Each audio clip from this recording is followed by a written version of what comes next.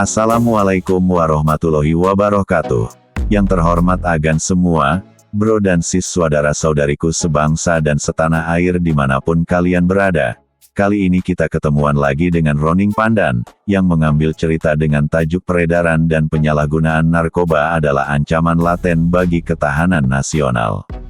Tajuk ini kuangkat atas kritisku tentang pernyataan, nasional darurat narkoba, tetapi tidak diikuti tindakan yang sepadan gitu.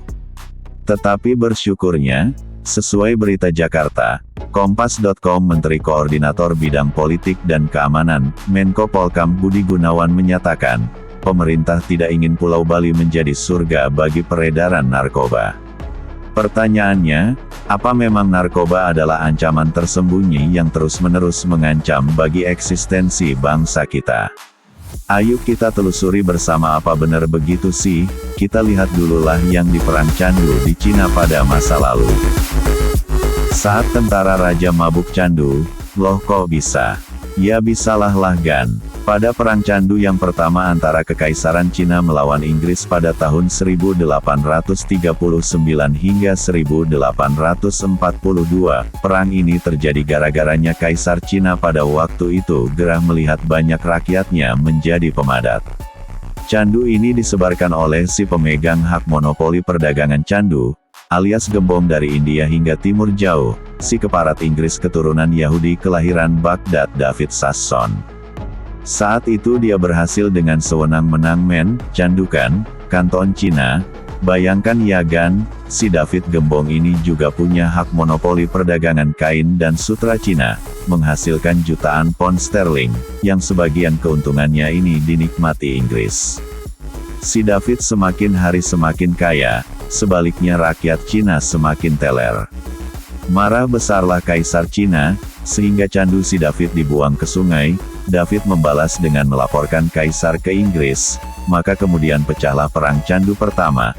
Tentu saja tentara Cina kalah, karena mereka sakoi mabuk candu, melahirkan Perjanjian Nanking, isinya antara lain Hong Kong dan 200 pulaunya diambil Inggris. Candu menjadi legal, beban perang ditimpahkan ke Cina dan pelabuhan-pelabuhan penting juga diambil Inggris dan dibuka untuk semua pedagang. Ngeri ya Gan. Rupanya Perang Candu ini berlanjut dengan Perang Candu yang kedua. Pecahnya Perang Candu kedua dilatar belakangi oleh Inggris dan terutama Cina, yang merasa tidak puas dengan Perjanjian Nanking, yang dianggap tidak adil.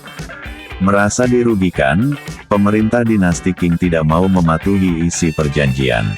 Terlebih, Inggris masih terus menjual opium secara ilegal kepada penduduknya.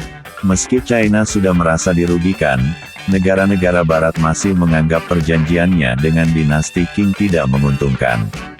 Permasalahan itulah yang menyulut terjadinya Perang Candu kedua pada 1856,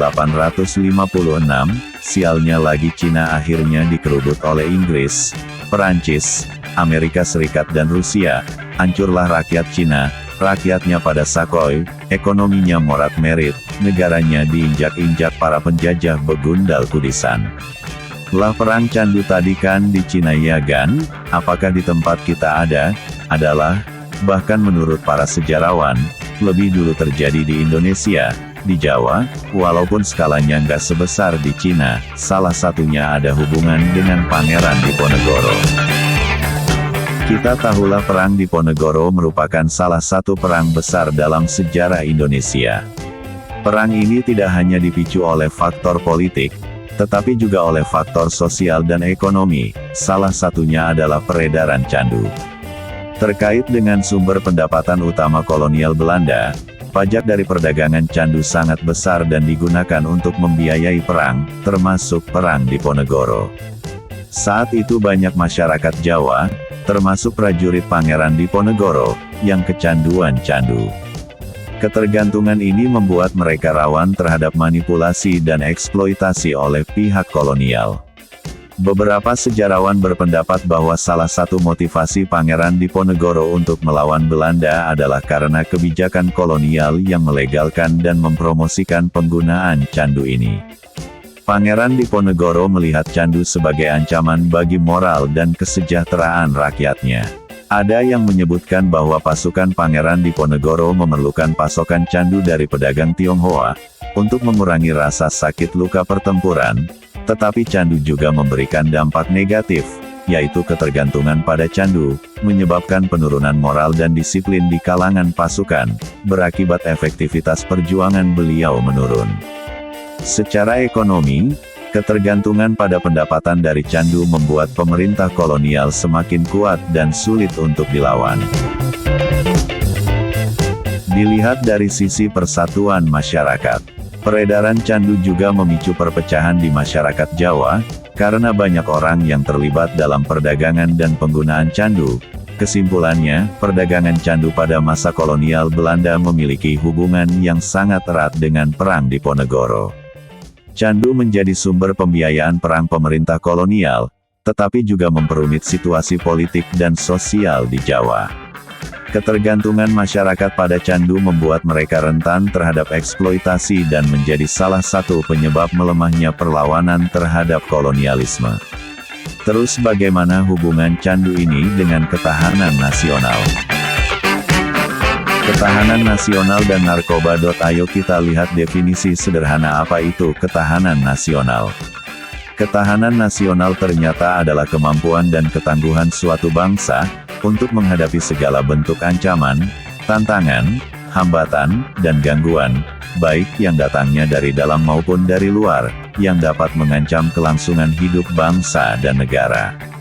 Kemudian apa itu ancaman narkoba? Adalah penyalahgunaan dan peredaran narkoba, digolongkan sebagai salah satu ancaman laten bagi ketahanan nasional Indonesia. Jadi bahaya laten narkoba bisa ditanggulangi dengan cara meningkatkan ketahanan nasional. Tetapi apa itu sih, ancaman laten? Ternyata yang penyalahgunaan dan peredaran narkoba sebagai ancaman laten, adalah ancaman yang tidak tampak, nggak kelihatan, samar-samar begitulah, atau tidak dirasakan secara langsung, tetapi dapat menimbulkan kerugian yang besar, jika tidak ditangani secara serius. Jadi ancaman laten ini sangat berbahaya ya kan? Lah kenapa penyalahgunaan dan peredaran narkoba ini digolongkan sebagai bahaya laten? Ayo kita lihat dampaknya terhadap setiap aspek kehidupan bermasyarakat, berbangsa, dan bernegara, satu persatu ya kan? Yang pertama dampaknya terhadap ideologi, dia akan merusak moral dan tatanan sosial masyarakat. Kondisi masyarakat menjadi kacau balau, pada akhirnya melemahkan Pancasila sebagai ideologi dasar negara dan sebaliknya. Yang kedua pada aspek politik, akan memicu konflik antar komponen bangsa dan perpecahan sosial, serta melemahkan kemampuan bangsa untuk mempertahankan diri karena kekuatan politik nasional tercabik-cabik. Yang ketiga, aspek ekonomi, akan menurunkan produktivitas masyarakat, karena banyak yang sakoi, serta meningkatkan angka kriminalitas karena pingin dapat uang singkat dan mudah, untuk beli narkoba, yang pada akhirnya akan merugikan perekonomian negara. Aspek keempat, sosial budaya, memberikan dampak pada penurunan produktivitas masyarakat, karena banyak yang sakoi, menjadi malas berusaha, atau lebih senang berdagang narkoba untuk dapat picis lebih banyak dan mudah. Akibatnya angka pengangguran dan angka putus sekolah berebut melonjak tinggi. Dampak pada aspek kehidupan berikutnya adalah pertahanan dan keamanan. Ini yang berat, karena penyalahguna narkoba selalu ingin mendapatkan pasokan, maka hadirlah peredaran narkoba. Persaingan di antara mereka demi meraup keuntungan sebesar-besarnya akan dilakukan dengan berbagai cara, sehingga akan meningkatkan kriminalitas dan kekerasan di tingkat nasional, bahkan bisa saja di regional loh gan. Tetapi bagaimana sih di negara kita ini? Apakah ada bukti-bukti empirisnya? Ternyata ada bukti empirisnya. Jumlah penyalahguna narkoba di Indonesia terus meningkat, karena beberapa sebab, bisa peredarannya memanfaatkan online, ketidakberhasilan penegakan hukum, sehingga di beberapa kota besar kita ada kampung-kampung narkoba yang tidak tersentuh hukum. Hukuman mati bandar narkoba ya lamat-lamat terdengar, sampai fenomena pagar makan tanaman, jenderal polisi yang justru jadi bagian dari peredaran narkoba ini. Apa tuh mongan? Padahal kita tahulah bahwa penyalahgunaan narkoba dapat menyebabkan berbagai tindak kejahatan, juga sangat dapat merusak generasi muda. Berikut ini sepintas data tentang penyalahgunaan narkoba. Prevalensi penyalahgunaan narkoba menurut kegiatan utama di perkotaan pada tahun 2021 sampai dengan 2023, bagaimana di desa-desa? Prevalensi penyalahgunaan narkoba menurut kegiatan utama di pedesaan pada tahun 2021 sampai dengan 2023. Data ini kok tampaknya menunjukkan bahwa peredaran narkoba di desa lebih banyak terjadi di lingkungan pekerjaan dan sekolah. Apa data ini mengajak orang-orang desa nggak perlu sekolah dan bekerja, ya kan? Kita lanjutkan yuk. Bogota, Sabtu. Aparat Kolombia pada Sabtu tanggal 23 Oktober tahun 2021 menyatakan telah menangkap gembong narkoba paling diburu, Dairo Antonio Otonil Usuga, 50 tahun. Presiden Kolombia Ivan Duque menyebut penangkapan Otonil Usuga sebagai penangkapan abad ini, dan setara dengan kejatuhan gembong narkoba ternama Kolombia, Pablo Escobar, dari puncak kejayaannya. Karena si Usuga merupakan salah satu pria paling ditakuti di Kolombia. Dia ini pemimpin geng narkoba terbesar di Kolombia. Si tukang bikin onar, maka Amerika Serikat telah menawarkan hadiah 5 juta dolar AS untuk informasi yang mengarah pada penangkapan Usuga. Gembong besar itu didakwa di AS pada tahun 2009. Ia menghadapi proses ekstradisi ke AS, di sana ia akan diadili di pengadilan federal di New York. Kita lanjutkan. Kompas.com tanggal 10 Mei tahun 2022, pukul 19:01 waktu Indonesia Barat. Camilo González, Presiden Lembaga Think Tank Colombia Indepas, mengatakan bahwa kelompok narkoba klan Teluk hadir di hampir 300 kota di Kolombia. Sepak terjang kelompok tersebut ikut memengaruhi kondisi perpolitikan dan keamanan di negara itu. Bagaimana tidak, kelompok ini banyak melakukan pembunuhan pada masyarakat sipil maupun aparat, tapi ini adalah jaringan mafia yang juga melibatkan politisi dan pencucian uang, perdagangan manusia, penambangan emas ilegal dan bisnis lainnya. Parah. Kejadian di tempat lain. Di Meksiko, penangkapan anak gembong, El Chapo, telah memicu gelombang kekerasan, yang menyebabkan 7 prajurit pasukan keamanan Meksiko tewas termasuk seorang kolonelnya. Apa nggak ngeri kan? Ternyata tetangga kita Filipina. Mayoritas warga negaranya mendukung perang terhadap narkoba, mungkin karena begitu serunya penyalahgunaan dan peredaran narkoba di sono, ya kan? Fenomena yang unik juga terjadi di Afghanistan, yang konon biaya operasi militer melawan si kekuatan pendudukan Amrik dan sekutunya menggunakan duit dari narkoba. Ternyata setelah para Taliban menguasai Afghanistan, justru mereka mengadakan operasi ketat melawan penyalahgunaan dan peredaran narkoba, alias menolak narkoba. Terus bagaimana cara menanggulanginya? Normatif saja kok. Upaya penanggulangan. Peningkatan upaya pencegahan, yaitu melalui sosialisasi dan edukasi tentang bahaya narkoba kepada masyarakat, serta peningkatan peran keluarga dan sekolah dalam mengawasi anak-anak dan remaja. Peningkatan upaya pemberantasan, yaitu melalui penegakan hukum yang tegas terhadap pelaku penyalahgunaan dan peredaran narkoba, serta kerjasama internasional untuk mencegah masuknya narkoba ke Indonesia. Peningkatan upaya rehabilitasi, yaitu melalui penyediaan layanan rehabilitasi yang berkualitas bagi para pecandu narkoba.